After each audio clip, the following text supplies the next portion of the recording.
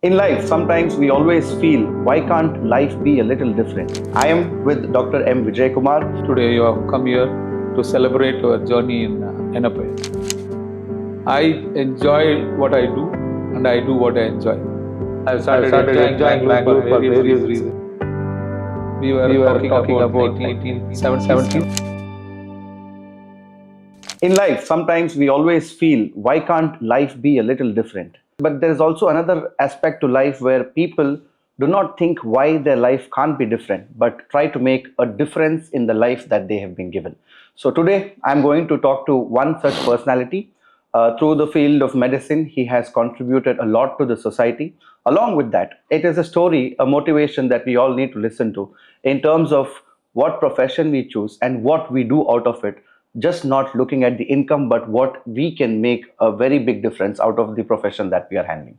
I am with Dr. M. Vijayakumar, a fellow American College of Surgeons, USA, a fellow Royal College of Physicians and Surgeons, Glasgow, UK, a professor emeritus of Rajiv Gandhi University of Health Sciences.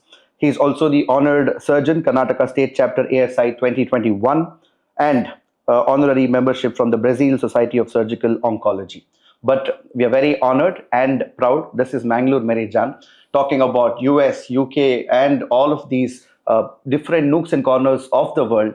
We come back to our city, Mangalore, where Yenepoya University has been headed by Dr. M. Vijayakumar as the Vice-Chancellor. So firstly, congratulations on completing 10 years with Yenepoya, but your journey of 40 years in the field of medicine is very vast, and that is why we are here today to congratulate you and discuss various aspects of your career. So welcome to the show. Welcome to Mangalore Marijan. Thank you very much. I'm delighted to be here and I'm honored that today you have come here to celebrate our journey in Yenepoya. Thank you.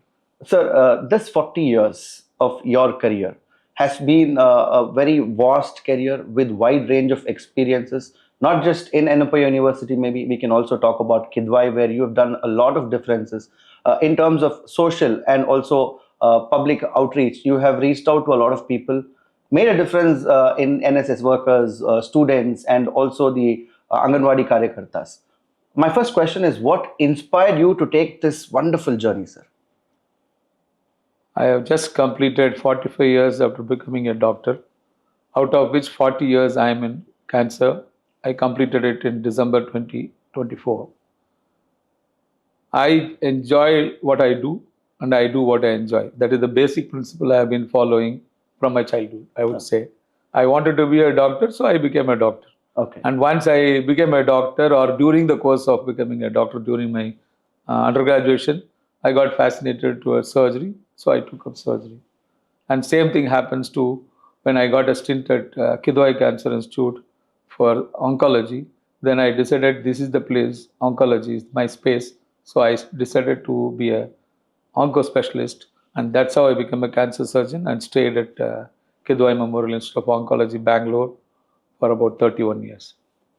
So now you have been, as you said, 45 years of experience in various institutions. But you were also instrumental in bringing to the system a lot of new introductions that has helped the poor, that has helped the ones who are in needy. So to take up this as a cause. I think the whole thing starts when you are young. And for me also, it started when I was young. To fall in my memory lane, if I have to say what made me this is probably during my undergraduations, we were a part of, at that time, student wing, Leo Club, Okay. where we go for our social service. And while doing so, at one point of time, I was asked by a school headmaster of a school, which is a special school, I would say, for children whose parents were leprosy patients or patients, formerly patients, that is, were cured of disease. But the irony is, those kids were their children were not allowed to be in the regular school. Okay. Oh. The parents of the so-called normal children were afraid of these kids getting mixed with their children. Their children. And so this small time headmaster, I would say small time because he's on his own. There's some NGO he was doing. So he just started a school running for 2 classrooms. That's what he was doing. Why he came to us was that during a cyclone at that time in my hometown, the whole roof crashed down. So he asked us, nobody is helping us, can you help? We were just third year students and we did not have money, not unlike the present day children. Yeah. We did not have money except going around studying. So when they approached, I in turn, or our group of 6 people in turn, approached some of the seniors in that town and asked for some help. For that, one person said, I still remember, which probably the tipping point for what made me what I am today in other Triggered you space to also, take this cause forward. Yeah. is you are all college students. What if you run away with the money if I give? This is what he asked. That put us off as young students. We were a little angry and upset when we came back and then decided to do something.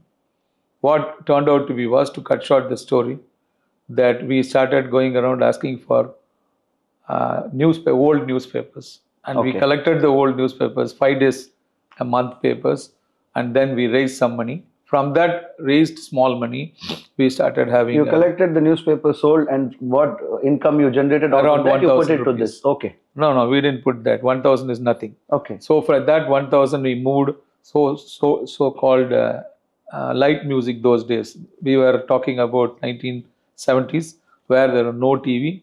Other than movies, there was nothing entertainment. So drama and entertainment was there. We conducted or organized light music program. By that, we raised little more money. I still remember it was 11,000 rupees. And with that, we went and built that place. And of course, that money was small enough, but we physically went around plastering, painting, etc.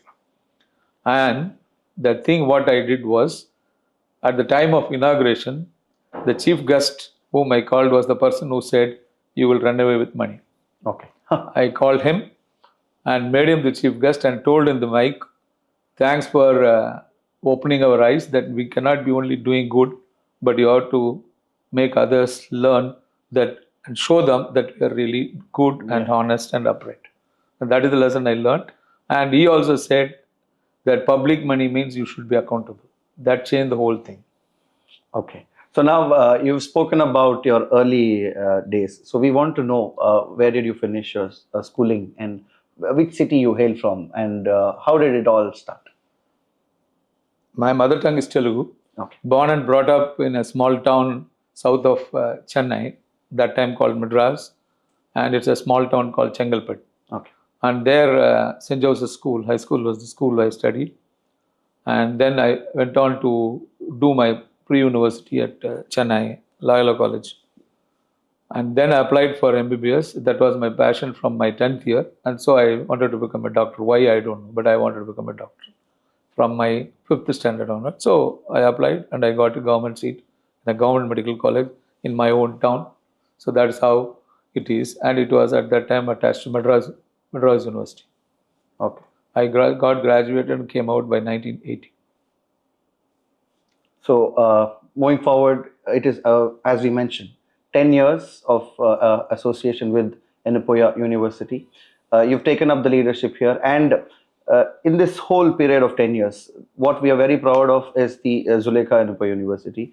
It is one of its kind with the world-class care center, and it is also the first, I am sure, that the Tata has put hands together in terms of bringing up such an organization. So let's put light onto your journey with Yenepoya from the last 10 years, sir.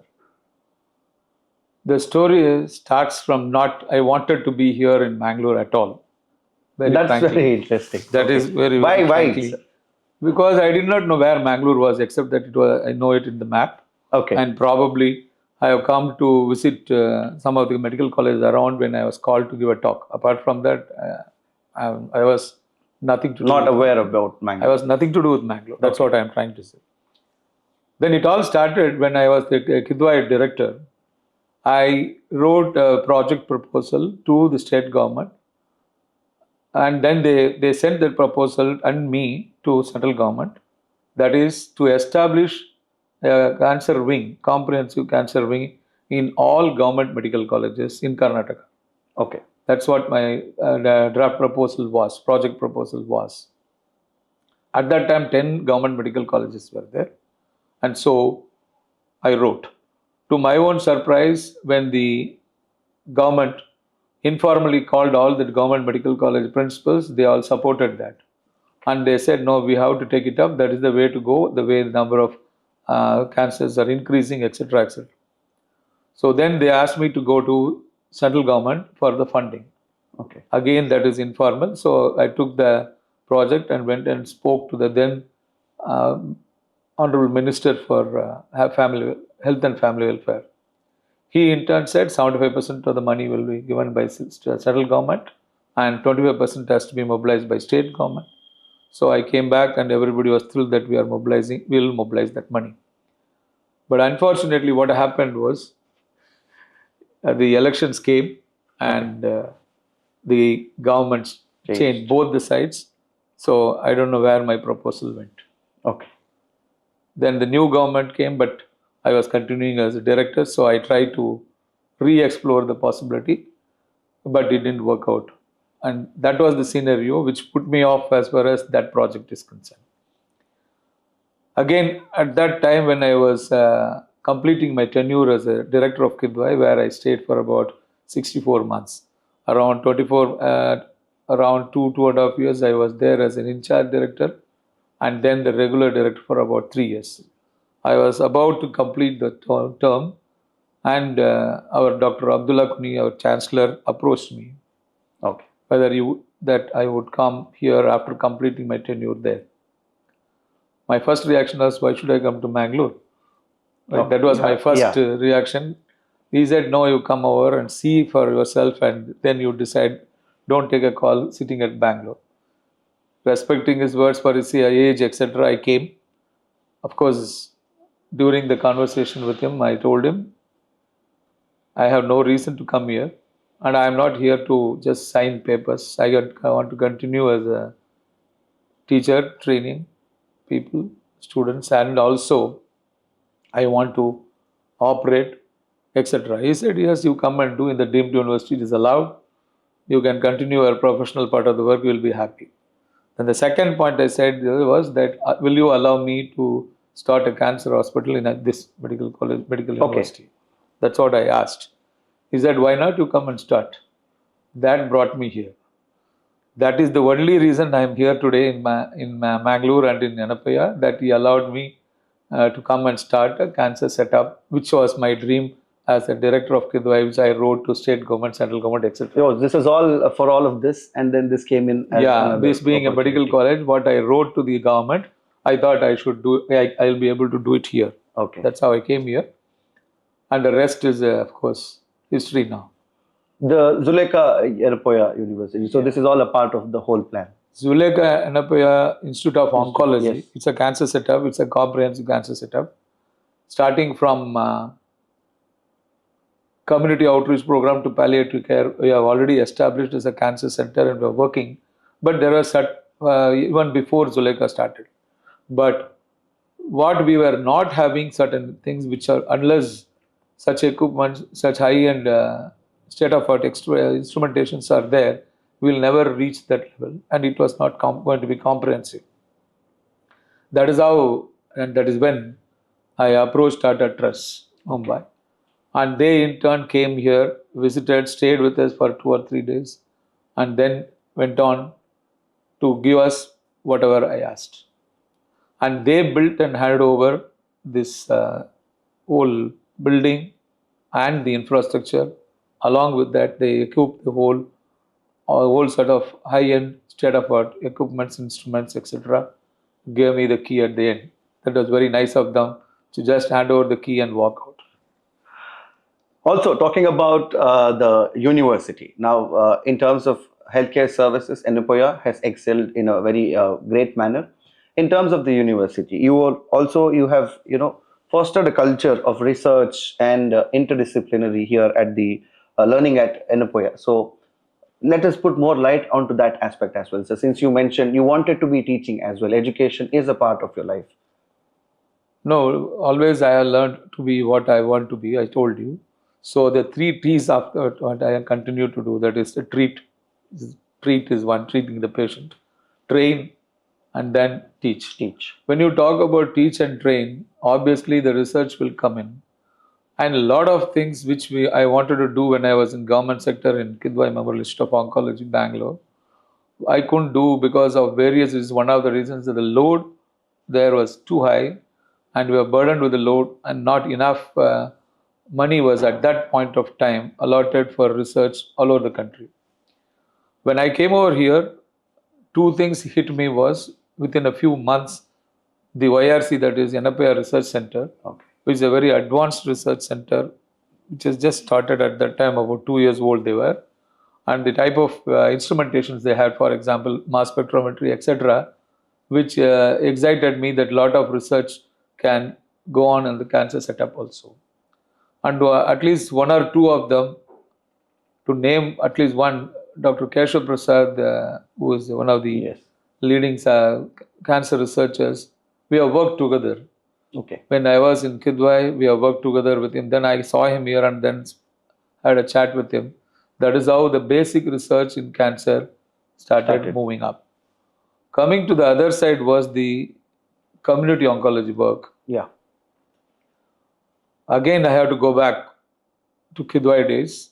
We used to see around 121 unit. I'm talking 1 unit. Also, hospital, we used to see 1,000 new cancer patients every day. Every day. Okay.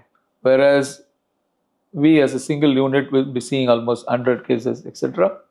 Total is 1,000, and out of which 100 will be the surgical one.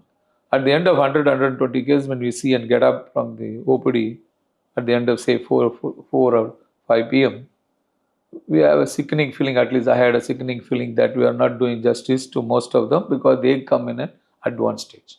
Okay. It has nothing to do with the treatment availability. The availability of treatment was much more than anywhere else at that time, even at Kidwai. And so it is nothing to complain about treatment. The patients reaching to us were coming very late. So we used to more of counselors rather than treating people. So that is what was hurting me. And something needs to be done in that sector, I was thinking. But I was not sure at that time whether only Kidwai was getting that sort of advanced cases. So when I went back, I saw the ICMR data at that time saying that less than 12% of the people who are coming to hospital in India who are suffering from cancer come in an early stage. Okay. That means, put it the other way, 88% of them are coming in late stages. Stage 3 and 4. So that means we are not an exception to that, but we are a part of the system. Okay. So I wanted to at least make some change there. That is how community oncology I thought we should do. And the second reason here was there are, of course, highly motivated people who are around here, and well-oiled NSS scheme was going on. Okay. We were at that time 4 colleges when I took over 10 years ago: medical, dental, nursing, physiotherapy. That's all. So we had only 4 units of NSS with 400 people. But we at that time collaborated with NSS department of Mangalore University. Okay. If I get back her name correctly, Professor Vinita Roy was the in charge of the NSS program at that time in Mangalore University. We approached her and said we have to work together. She was very much open. And then what happened was, use the NSS program. We went to 3 districts which comes under Mangalore University: Kodagu, Dakshina Kannada, and Udupi. These 3 districts, NSS volunteers, around 13,000, 13,000 volunteers, plus the program officers and program coordinators we could cover. What we did at that time, I decided to do was just to create awareness, nothing else. Okay. To create an awareness to the rural population so that they come early. That was the idea. And we used NSS as a medium to reach the rural, right? So then what we did, we made it a simple PowerPoint with English and Kannada being the Yeah, that is accessible to them, written yes. language. But then I realized after reaching Mangalore, what I did not know at that time, before reaching here, I didn't know was there are more than one language spoken here. Yeah. So then we dubbed it. Voiceover was given Okay. apart from English and Kannada, the PowerPoint being the same, but the voiceover was given in Tulu, Konkani, The regional Bari, languages. Yeah. Malayalam, and Hindi. So about 7 languages we have dubbed it, and the NSS volunteers are trained just to put a tab, whichever language the public The would like to community hear would to, speak, yes. that will come out. And it was a standardized format, so the students need not struggle about expressing, only take questions from the public. That's how we started. Okay. Then we could cover these 13,000 students, and through them so many villages were covered. Seeing what is happening through the NSS, the Department of Youth and Sports, Government of Karnataka, came forward and asked me to write a project, similar one, Okay. to train across the country, across the state of Karnataka. Okay. Then I realized it was too big one. So, but I modified it. I told them we will train the NSS program officers instead of graduates. Because graduates every year will come and go. Yeah, change. Whereas the program officers and program coordinators expect to stay longer. So I said we'll modify it. It was accepted. So 4,000 program officers and coordinators across the state of Karnataka, 40 universities were trained. And that's how the second project moved. And now almost all universities in Karnataka know the early signs and symptoms of cancer, what they have to tell the other people. The awareness is already spread around, Yes. and they know it. Yes, and also we used NSS as a medium to reach them. Okay. I didn't want to go through only medical people. That is not required. To create awareness is what you should be a good communicator. You need not be a healthcare worker. No, orator. If you're communicating with them, they know the early. Yeah. It is very easy to approach. We are also aware of your work in introducing microvascular surgery at the Kidwai Institute of Oncology. So, how did this specific skill set transform the possibilities for cancer reconstruction, and how did it improve the patient quality of life, sir? Number one, again, I have to go back. I was working in St. John's Medical College for getting trained in plastic surgery in 1983. So, 83. At that time, I was trained in reconstructive surgery. So, when I came back to, I came first time to Kidwai from 84 onwards.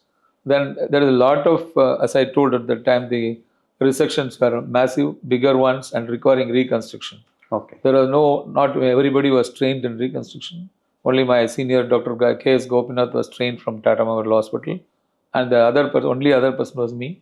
So I started doing reconstruction for other people also in the institute. Then I realized as we were having restriction of different types of labs, but not without microvascular surgery. Of course, I went and got trained in Bombay in microvascular, but I thought as you apply now 6 hours of resection removal and 6 hours of reconstruction will be too much.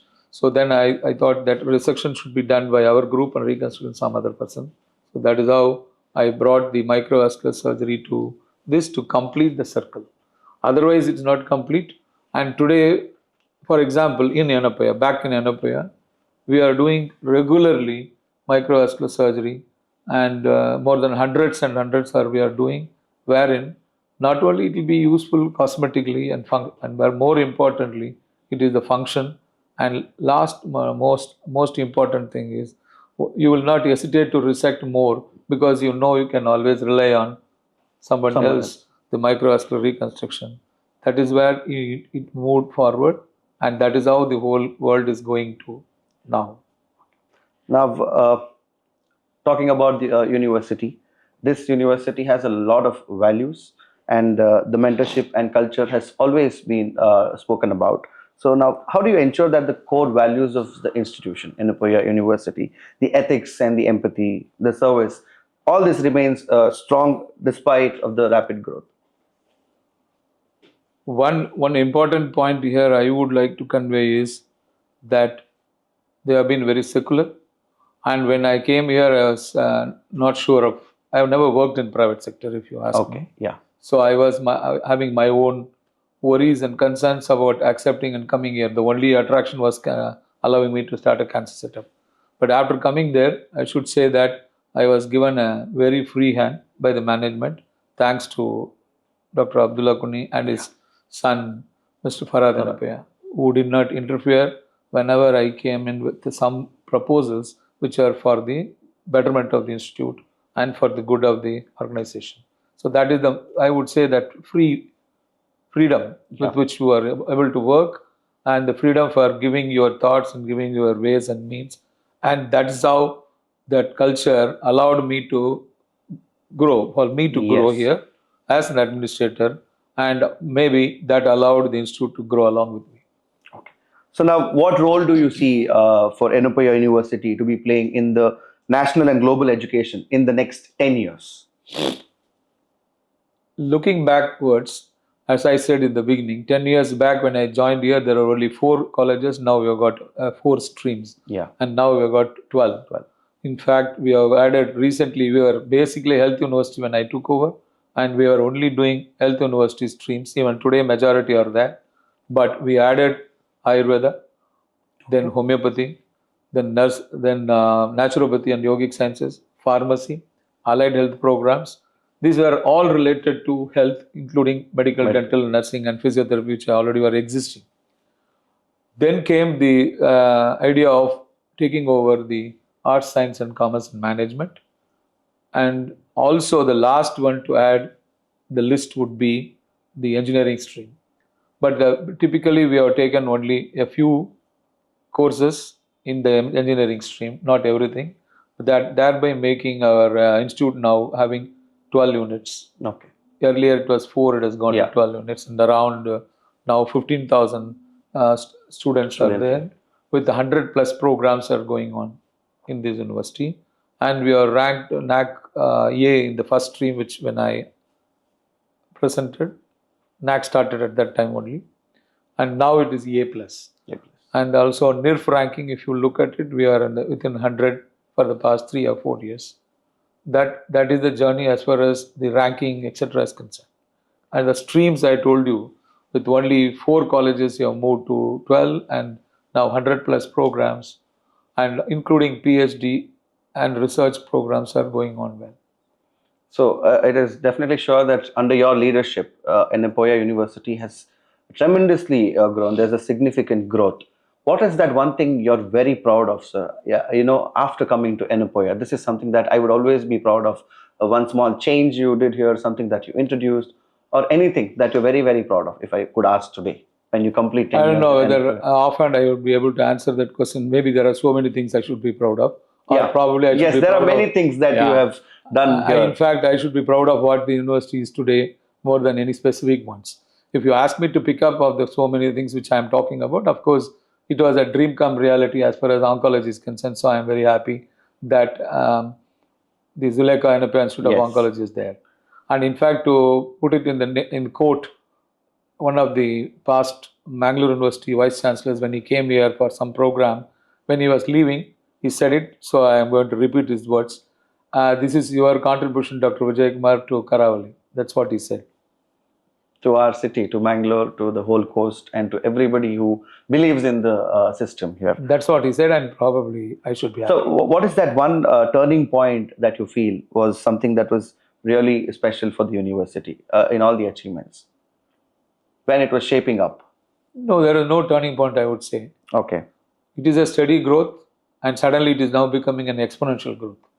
The exponential growth has occurred because of the NAC giving us A and A plus and NIRF ranking, because we are allowed by the UGC to do what we can do now. Earlier, we were not allowed to do that. In such a speed, we cannot go. Whereas now they are allowed, we are in category 2, and hence we are allowed to do certain changes, modifications, as well as growth. And that is what I would say more emphatically. It is the system which is allowing us to do that. So after all these years, what does success personally mean to you? Nothing. Nothing. Nothing. Success is nothing but except that you have a dream and you reach it. That's success. And always have a as I have to quote somebody, success is a journey, it's not a destination. But from my side, whatever I dreamt of, say 10 years ago, not able to do because of the constraints and restraints, including financial and system and everything, here I could do that. That's the joy, and that joy and happiness is what I would call it a success for me. So, like you mentioned earlier, you were not so keen about coming to Mangalore because you Yes. had nothing to do with Mangalore. So now you have completed 10 years in Mangalore, in the city. So very much like a Mangalorean. What is that one thing that now you like a lot about the city here? In a very lighter tone, if I have to say, traffic. You like it? No, I go every week to Bangalore. Okay. So I drive there. So when I come back on Sunday back here, You feel this is a better place it's a to heaven be. for me as far as traffic is concerned. Okay. That is in a lighter tone. But in a serious tone, if you ask me, that it is a very clean city. I don't know whether you were all aware. When I came here, I asked, this is a clean city in the sense, no slum city, no open defecation city, etc., etc. They told.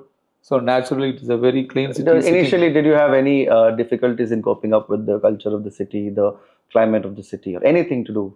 I felt at home because I came from the East Coast. I have come to West Coast. West Coast, okay. That's the only difference. And in fact, there was more humidity in Chennai. Yes. There is no humidity, no sweating here. There is a lot of sweating there. In Chennai, yeah. And more fish, and here also more fish. So I felt nothing. In fact, I started drawing parallels to the cultures because you said it culture. For example, your Ulivesha, etc. used to be there also. In Chennai as Yeah. well, okay. So when I came What is here, it called there? Pulivesha. Pulivesha, Puli okay. is The same Puli, occasion. Puli. Same thing. Okay. Everything looked like that. And one more culture parallels, if I have to say, if I am not making a controversy here, would be your Yakshagana. There is a parallel there. Yes. They call it a Terukut, and it is. Yeah. In fact, I have taken a photograph and brought it to show you. Somebody said in Madras airport it was there. So I took a photo to show, see the costumes, it's the same. Similar one. Only thing is, I should appreciate here, they are taking it very seriously, this cultural part, and it is growing. Even the There's a devotional aspect also connected. No, professionals also Yes. taking it here, whereas there it is dwindling. Okay. It Definitely is just, that is dwindling there. okay. Now, in the journey of this 10-year journey with Yenepoya, is there anyone you would like to acknowledge or thank when you reflect back? There is only one person I have to thank, if you ask me. That is our Chancellor, who picked me up probably, though I was not willing to come. Thanks to him that I could stay here for 10 years and making my stay also very comfortable and giving that free hand which I told. Probably, basically I'm a rebel, so I would have left the place long back if I had not allowed me to do what you had to actually implement. Freely allowing me to do work the way I wanted. And the way I approach also many people don't like. I'm very aggressive in getting things done. He allowed me to do that. And that's how I'm here. I'm happy to be here and thank Dr. Abdullah Kuni, my Chancellor, and well supported by my Pro-Chancellor, Mr. Farad. You might have faced a lot of challenges in the initial years. Now, when we are here celebrating your 45 years of journey in the same field, are there still challenges and what are the plans for the future that could overcome them? No, we keep the bar moving. And I don't think I will say 100% I am satisfied with, even if I die one day. I won't say that because we keep always the bar moving. Yeah. That is the way to move forward, because if you get satisfied, according to me, you get static. So you should be an unsatisfied person as far as reaching the goal is concerned. So you keep moving the goal post. So that way, if you look at it, I'm not going to say we have established the Zuleika, so I'm very happy. I'm talking only oncology sphere if you take also. There are so many things to remain to be done. For example, I have to get one more machine for radiotherapy, which I'm running around, because we have got 2 bunkers, but only 1 bunker was occupied, and now the number is increasing. I'm just giving an example. Like that, we can keep on increasing. There is a room for improvement, and I feel we have to keep moving forward. Okay. Also, how do you envision the role of technology and AI in shaping the future of medical education? It is there, and it will be there. Okay. So they are denying the fact and say no, technology should not come is one thing which I don't like, because to give you an example, after becoming a professor in Kidwai, I went to learn laparoscopy. Yeah. Nobody was even permitting me to get trained because I already a professor. So I had to literally beg somebody to get me trained. Thanks to Dr. Paranivel and Dr. Amesh Adnari of Gem Hospital, Coimbatore. Then they allowed me to learn. Then when I came here, before coming over here, I was trying to get the Kidwai funding from central government, which I did so. They elevated it from the regional cancer center set up to state cancer institute. In that, I brought a lot of technology, including robotic surgery there. But the irony was that I was not there to enjoy that.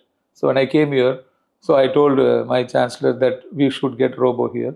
Okay. We got robo. Oh. And after becoming a vice chancellor, I went to Korea to get trained in robo.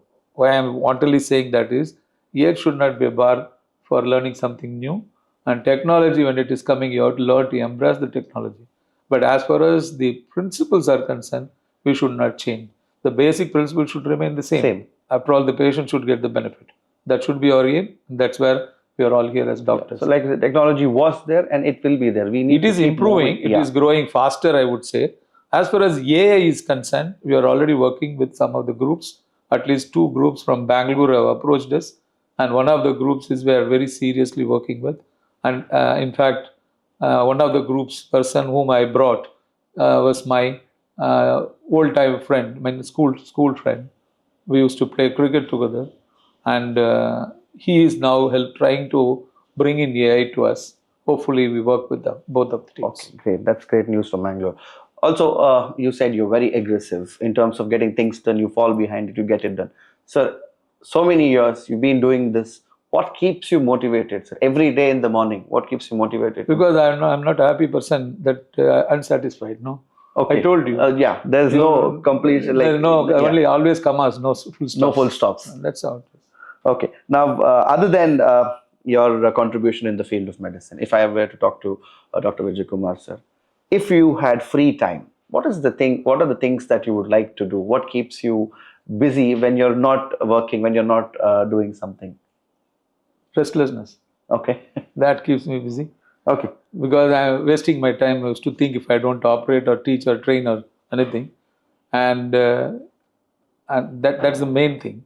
And the second thing is, if at all, I used to read books while traveling.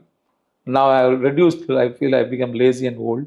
So now I'm seeing more of. So when you're not wearing the chancellor's hat, vice chancellor's hat. Vice chancellor's is only a small hat. You ask me if you call it a hat. But professionally, I am happy to be what I am, as I told you. So I do a lot of, in some of the boards, I'm there, the advisory boards of so many institutions. So I keep working on them and start thinking what next project or we have to write. Project proposals we have to write. See, we are writing so many things which many of them would not have written.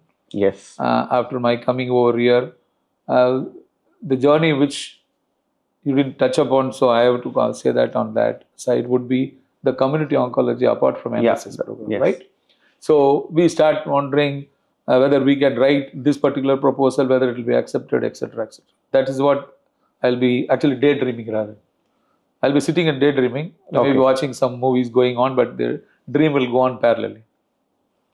So there is nothing that you would do if you had no meetings. It would still be no, the same be work. there. But only thing is, I used to be a cricketer, a very serious cricketer, and I played for the 3rd Division League during my undergrads. So, but the way that cricket is played there, I have stopped seeing cricket. So that is the way. But I am that way. But we learned a lot from games and sports. So that I continue to do, and also try to help people and watch movies, of course. So you've been also instrumental and working towards national policy and fostering innovation in the sector as well.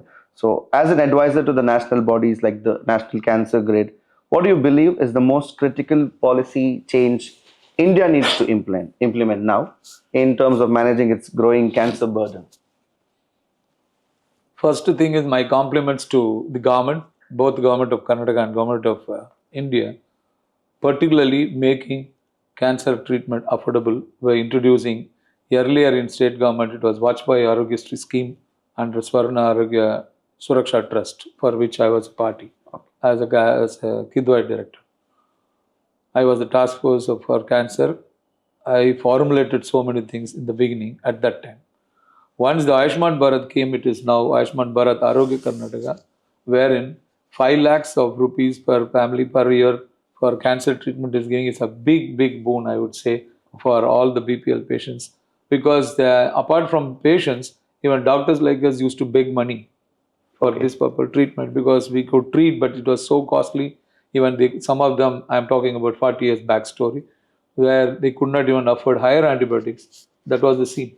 So today, everything has come to their doorsteps and they are empowered with at least 5 lakhs per person per annum. That's a very, very big move by the governmental agencies. Both state and central government are party to this.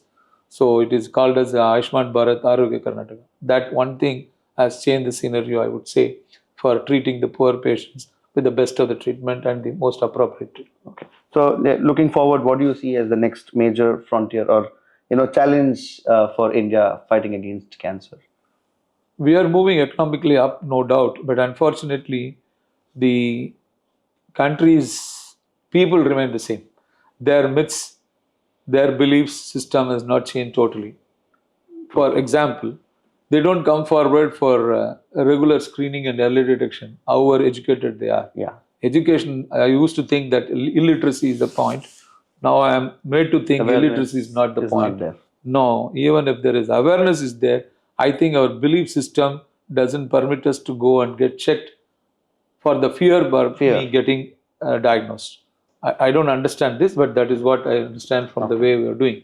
On that background, I have to tell you why in non-communicable diseases, early detection is not happening that well, although rolled out around 10 to 15 years ago by Government of India was a question raised by ICMR, Indian Council of Medical Research, and they asked for an expression of interest in which we all applied. And we were fortunate enough to get one of the 6 chosen by them. And currently in Dakshina Kannada is the only district in whole of Karnataka where the implementation research is going on last 6 months. Wherein we are working with the government, state government, we are working with the district administration to know what is the block, why people are not coming forward to get, even if it is done free of cost, why they are not coming forward. That is what the implementation research is all about, and we are the only one in Karnataka doing that. We'll also like to, in terms of community outreach or public health impact, I would like to focus on the Women's Wellness Clinic. This is a perfect example. It's a very powerful example as well. So what is the specific need that you observed that this idea sparked in your mind? So I told you nothing has come overnight.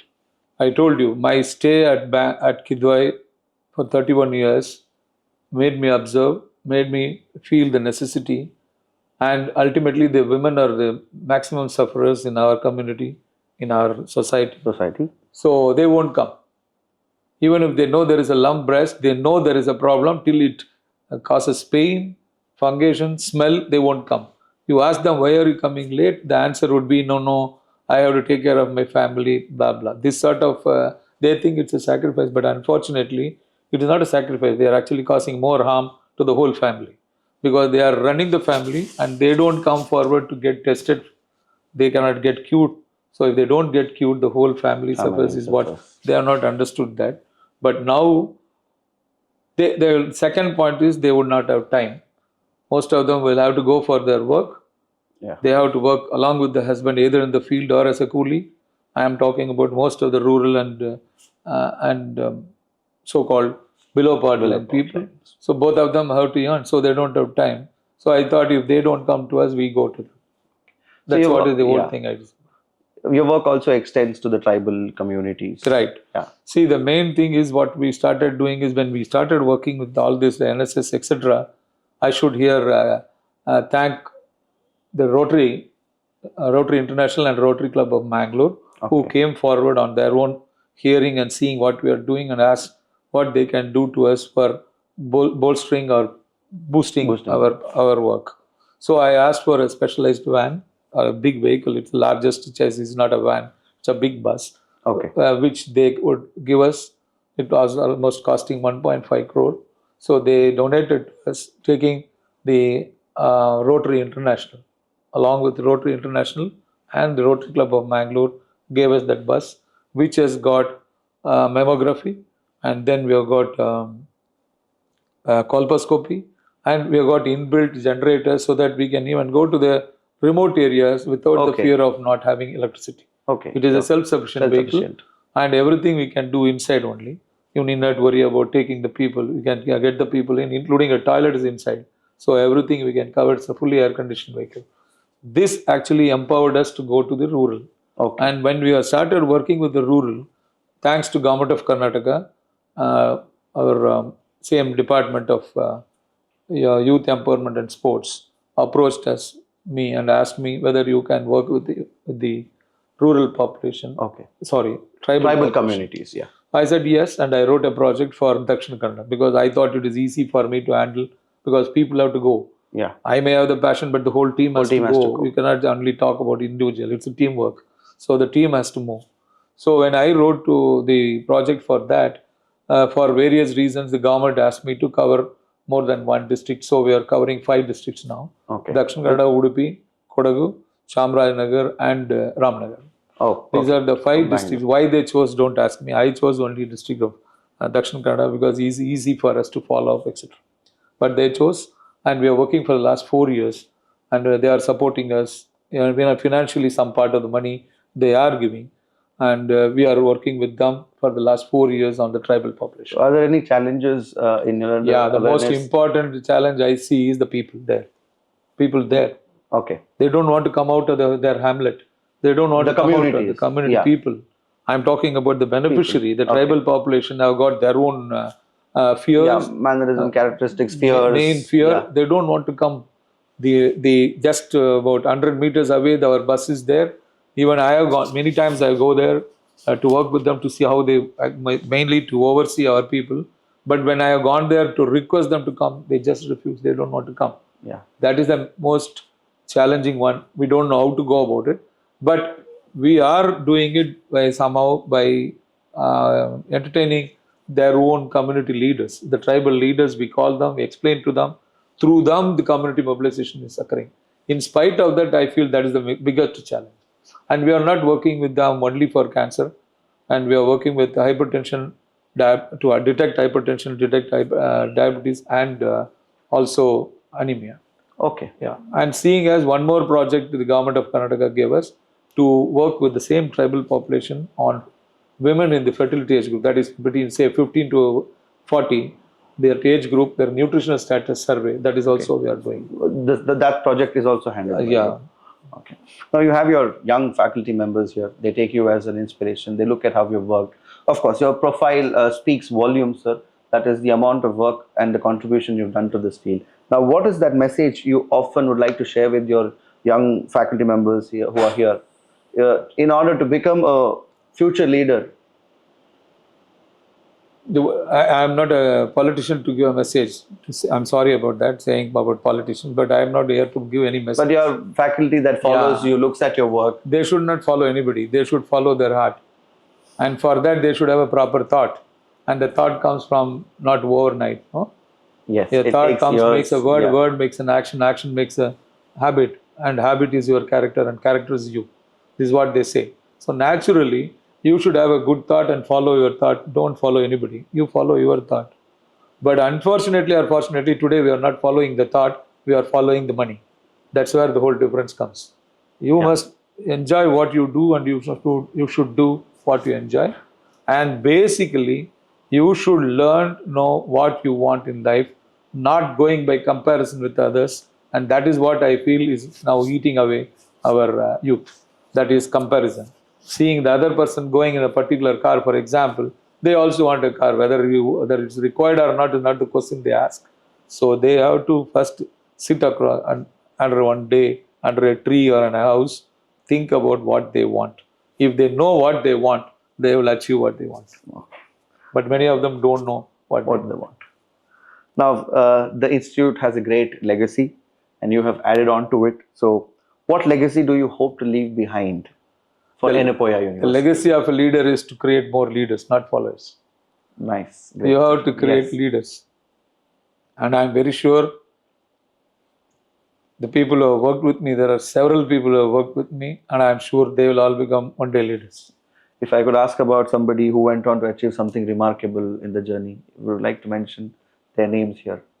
If I start mentioning names, the other people will get upset about it. So that's why I'm not thinking of mentioning names. Okay. But it's a teamwork. That much I can tell. For example, a cancer awareness outreach program, when we started, there are about 30 people, when I called them, came forward, had a discussion. When I started talking, next meeting it dwindled to 25, the third meeting it dwindled to 20, and about 15 people are sitting with me even today doing the job. I'm thankful to every one of them. Oh, great. And the best part of them would be the people who have come with my journey to reach the people, reach the rural people, Rural and the tribal people. So some of them are there, but although I am tempted to say the names, I don't know whether other people will like it or not. But I am thankful to each one of them who have made my journey useful by coming along with me and believing in my the strategies or the vision. plan. Yeah. If not the vision, they came along with me, because it means to work with me is very difficult, as I told you. Expectations are very high, and I would. Why is it difficult? Because the speed with which I work, many people cannot. The speed which I want things to be done, I may not, because I am thinking, I know my. There is a day will come that keep I up have with to. You with that pace. No, a day will come that I have to leave the university as Vice-Chancellor. That's what UGC regulation is. So I know there is a date which is there. So they think that they don't have a date. So that is the difference. That's the difference. They are going slow, and they think it is always there, tomorrow we can do, but I am not thinking tomorrow is there, because the time is running fast. Today, It now. looks that as though I joined yesterday. Now I am sitting and talking to you having completed 10 years. So in this journey of 10 years of Yenepoya and the 45 years of your life, what has this journey taught you as a personality, sir, as a leader, teacher, and a human being? Be a human. The human is HUMANE, I'm talking. Humanness is one thing which is probably we are all missing now. We are all human beings by birth, but we have to be human is what we are missing. Yeah. And we start looking at many other ways of looking at. We put a lot of masks over us, a lot of dresses. But my only concern would be, as I many times tell everybody whenever they talk about this point, that we have got only 4 caste for us, 4 religion for us, 4 community for us. That comes under the blood group A, B, and ABO. Beyond that, there is nothing dividing us. These are the 4. There are only 4 differentiations. Can divide. If you are, I don't know what blood group you belong to. What's your blood B positive? Yeah. Only I can give you, because I am B positive. Okay. But you cannot give it to somebody who is O. So that is the only 4 things which I feel should be divided. Not the geography boundary, not the physical or any other boundary. That's my view. Okay. You've had a lot of collaborations, a lot of projects. You've taken it up, successfully completed, fallen behind it, even when you didn't get the right kind of support. Now, any upcoming collaborations, projects that you're particularly very excited about? And since you mentioned that you have a date. Yes. Yeah. So, ASSEND Foundation is one thing which I am excited about, because we are almost through. 90% of the work is done. They have come here for 2 inspections, one the regular, the other one is the financial. And I was told they will give an answer in a 4 weeks' time. Okay. I'm very happy to work with them and ASSEND Foundation. If it comes through, it is the first time in the history of any medical college where they will pick up one whole taluk, which I have picked up, Udupi district, because we are already working in Dakshin Kannada. Brahmavar is the taluk which I have picked up. Okay. So if they allow us, if the project proposal goes through, cutting across everybody, there is a 2 lakh population there. 1 lakh will be around adult. All adults will be screened for non-communicable disease, including cancer. That is our Brahmavar and only Brahmavar. One taluk only we have taken, because we have to see how far it is feasible. Then it is easy for us to duplicate in multi. Okay. So when you first took charge, you could have had an original vision of what you want to do here. Now, when you look back, have all those been completed? I told you yes. I came because I didn't have bigger plans. I have only one plan, to have a comprehensive cancer center here, which I could establish. And the only thing now I am looking forward is before I leave, I should make it complete. Okay. That is the only thing. Otherwise, I am happy with what I have done, and I am hopeful that before I leave, I'll be able to fulfill that gap. For example, one more radiotherapy patient we have to install. Okay. So also, I would like to put light onto your family as well, because when all of this, I'm sure they have been of a great support to you. So let us talk about your families. That is the least talked about by me in public. So I don't know whether my family members like it. They But will anyway, definitely like it then. no, not many. So the main point here is that unless, and I seriously am telling, unless you have a family support in undisturbed and support and cooperation and pushing you, I don't think anybody, be a male or a female worker, Yes. can achieve anything in their profession. So that way, I am very thankful to the my family, and particularly when then something is going wrong in the professional side, which I used to face in Kidwai a lot. At that time, also they stood by me, and also not just standing by me, then supported and actively participated in the fight for such small issues, and for which I am ever thankful to the family. To quote what my daughter said, when I wanted to move from Bangalore to here, she was studying in engineering, second year or third year, I forgot. So at that time, I was wondering whether I should leave, because they are going to be there because she's studying. I can't shift them. And then I said very seriously in a dinner table, well, like this, they're calling me, I don't know what to do. Then my daughter asked, why? You don't know. Because I have to leave you people behind and then going. Then she laughingly said, as though you are seeing my face in the morning 6 o'clock to night 10 o'clock. Anyway, you don't see us. So you will continue to do there, whether you are in Bangalore or Bangalore, it hardly matters, she said. And also she said last part, which I didn't expect from a third year undergrad, she's an engineer, student is, you must go behind your dream, don't worry about others. This is what she said. Your daughter's advice Yes. to you. Sir, you have a remarkable ability to secure support from diverse sources. It could be government, CSR, philanthropy, and all of that. So, what is your philosophy on building trust and forging these powerful partnerships for a social cause? The most important one is to be honest and transparent and upright. I can give an example, which really has resulted in what today Zuleika is. When we were doing all these programs in Udupi district, we did one program called Training 1900 Asha and Anganwadi workers. We train. And cancer awareness and also early detection. I've been doing all this.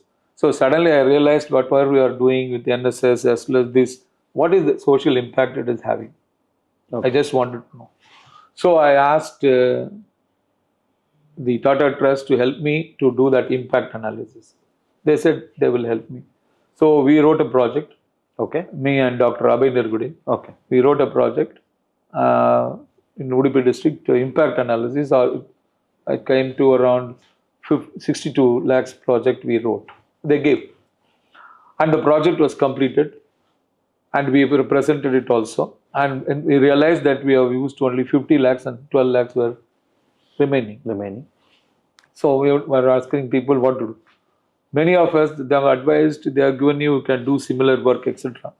But then we thought it is not fair on our part, and we returned the 12 lakhs back to them. Right? And wrote back to them. Maybe, I feel personally, maybe that sort of honesty made them come forward and gave the Zuleika. This is what I feel. The first time ever that in the whole, this system is never there in the whole country. Yeah. Is what I've heard. So for a private sector, they have not given. Till now, I'm their advisor too. So I know in Assam, they are working with Assam government. They are working with, in Tirupati, they are working with government. And in other places also, they are working with government agencies. This is the first private sector. To give it to a private sector, that to a private medical college, which is a self-sustaining college, is unheard of. So they came forward and then they saw and they trusted us and they gave. And it's a 70 crore project, Zuleika, and they built it. And again, we didn't ask anything. We said, you do what we want. And only thing is we got them the license and the land we gave. And they built it, they equipped it, and handed over to us. Well equipped. It's a world class. It's a world-class equipment. And Whatever in I asked, terms they of gave. pricing, costing, this is also beneficial to the poor. 100% good that you asked me. Yes. That we are probably the most affordable. Yeah, we would cancer like to center. put more light onto this. Sir. Yeah. Like you said, we need to create this awareness. Yeah, So, see, the capital investment came from them, I told you. yeah. Then I approached my management about the pricing. Here I should appreciate the vision of not only management in general, but my pro-chancellor, Mr. Vijayakumar, who told me, I still it is ringing in my ears, what he said. Sir, you brought everything free, so we should be the most affordable class in the whole of the country. This is what he said. And that is what we are doing also. See, the main income in any private institutions, I'm talking about higher education institutions, come from the tuition fees, nothing to do with patient care. So I thought that once that is taken care of, patient care should not be their problem at all or anybody's problem. So what I did was I started MCH Surgical Oncology. It's a super specialty degree. Then DM Oncopathology, that's a pathology for cancer pathology in simple words. And then MD Radiotherapy. Then BSc Radiation Technology, BSc Nuclear Medicine Technology, and recently DRNB Med Oncology. All these courses are started in oncology. And that is one important thing, because for a capacity building and for the whole country. For example, nuclear medicine technologies are very small number. So we are not getting them. So we started it. This is from the point of view of the capacity building for the country, as well as healthcare workers who are specialized in this training, in this sphere where the number is less. Coming to the patient care directly, to give an example for lay people to understand, nuclear medicine department is where PET CT is done. And the PET CT cost in Bangalore, where I am coming from, ranges somewhere between 20,000 rupees to 40,000 rupees. In Bangalore? In Bangalore, per case, per person. Whereas for here, for the BPL patient below poverty line, it is totally free. And the people who cannot afford but they don't have a BPL card, we do it for 9,000 rupees for adults and 5,000 rupees for children. And in this also, if they cannot afford, the management has allowed me to give more concession to them, so I can even bring it down up to 3,000 to 4,000 rupees. The minimum cost, why I am asking also, you may ask, because the cost of the medicines which we buy, isotopes, we get it from Bangalore. That cost, if you can cover, more than sufficient for us. And so we become the most affordable in the sector in as far as cancer is concerned in the whole of the country, I would say, in private sector. And not just affordable, but the best of the facilities. Yes, that I already told. The best of the equipment with the standard of the world standard care is there. Thanks to, I repeat that, thanks to Tata Trust, who are able to offer or give us and gave that the best what we asked. So the best is being offered for the most of the people. The best for the best price. Yes, the best price is what I didn't want to use the word price, and I am repeatedly using the word most affordable. Price is always in the business marketing. We are not doing business here, so the most affordable cost. Sir, you still have few more years of service to be done, but I would want to ask this question today. What would sir's retirement life look like? I won't retire. You've been working tirelessly. I said I won't retire. Yeah. As per the norms of the UGC, I may retire as Vice-Chancellor. That I cannot do anything, as I retired from Kidwai, which is the government sector. One day we have to retire from the post. Yes. Definitely, yes. The Vice-Chancellor post, I will definitely retire as per the UGC norms are concerned. But I will not retire from the profession. Your efforts won't retire, your service won't retire. I will not. Where I work, what I do is different, but I will not retire. So I am sure you will be contributing yourself to the society. The social outreach is going to be more than what you've been doing so far, is what I feel. I will continue what I enjoy this journey. Why should I change and why should I give up? So nobody do what you love, and I told you. Yes. You do what you enjoy and you enjoy what you do. And the only thing is, as long as you are physically and mentally fit, we'll continue to do what we want to do. So covering almost everything. I might have missed out on a few, maybe because your profile is too large and too huge, and you have done a lot of things today. So Here we are celebrating your 10 years of tenure with Yenepoya University. A lot of students around the city. Mangalore has a lot of institutions, educational institutions, and this city has a lot to offer to the students. So, what is your message to all those students, aspirants who want to do something better in life, something great in life? Before answering this, once I said it because that did come, so I didn't answer. Though I came to Yenepoya and I am working in Yenepoya as a professor of surgical oncology and Vice-Chancellor, I have to accept, you have to know that the rest of the medical institutions also accepted me. Yes. They have always sought for my advice. When I gave, they took it. They know that there won't be any conflict of interest when I advise them. I am thankful to all the medical institutions, their administrators and their management for trusting me that I will advise them, I will not mislead them. That is the only one thing. And secondly, coming to the oncology people, cancer people, there are about 70 people working in this district. So I brought them together under one roof and did what is called as Cosmos ISO conference. I recently finished about a month ago. Okay. And that was the first ever cancer congress conference occurred in Bangalore in that magnitude. Again, that is the cooperation and support I had from all of them. So I should acknowledge here, if it also they are seeing me. So I am happy and thankful to those people who supported me and cooperated with me to do what I wanted to do as a professional, as far as making the commander-ship. Yeah, instead of competing and comparing and spoiling, here the commander-ship came together, and we could pull out a conference which was appreciated and attended by 400 plus people. Okay. All over the country. So now we've come almost to the end of the interview. We've covered your journey. We've had your opinions about various aspects, and we've also had great messages to people who are watching this, trying to get inspired. This is a question for my personal answer. Would you still continue in Mangalore after this? I don't know, because there is something called family side also. Because you come from Mangalore, Marijan, so your service to Mangalore, contribution to Mangalore is very great. I understand that, but the point here is, I as an individual can take decisions on the professional front, no doubt. Till now I have been doing that, and thanks to my family, as I spoke a few minutes back, asking me to go behind my dream. But there is something called as family's interest also, which is being taken care of my wife, not by me till now. And so if the family wants me to be out of Mangalore, then I may be painfully have to leave. But I don't think they will put me in that. So you love Mangalore. That is what we wanted to. I love my work. And Mangalore allowed me to do that. Do your work. That's the city embraced you, and you got your work here. That's what I said. Not that any other city also I would have enjoyed. Bangaloreans may not like what I'm talking. But ultimately, the work brought me here, and I'm happy with what I am doing. And the city also has enjoyed my work, I feel, because the way they supported me. So that way, I'll be happy to continue my work. And if it is there going to be in Mangalore, I'm happy. As I told you, I've started enjoying Mangalore for various reasons, particularly coming from Bangalore. Yeah. And every week I go, I start sneezing there. Even that I don't sneeze here.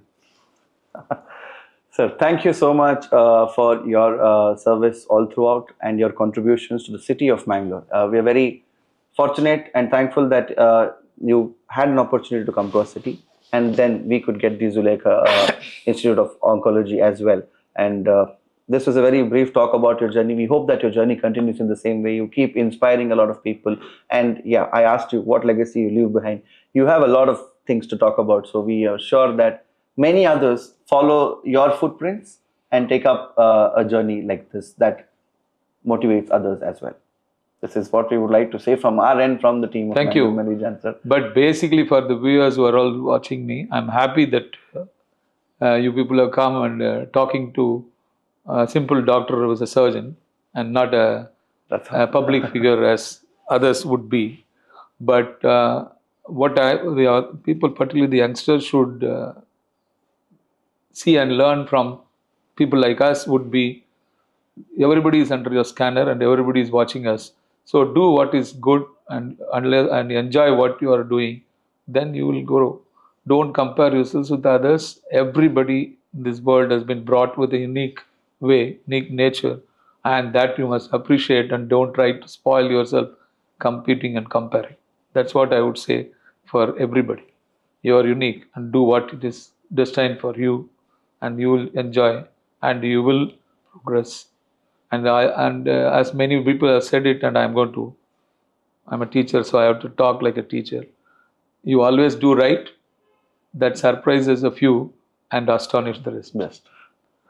Thank you. Thank you so much, sir, for sharing light on your journey. And to all our viewers, I hope you had a very great time listening to this podcast. And also, a lot of information was shared as well.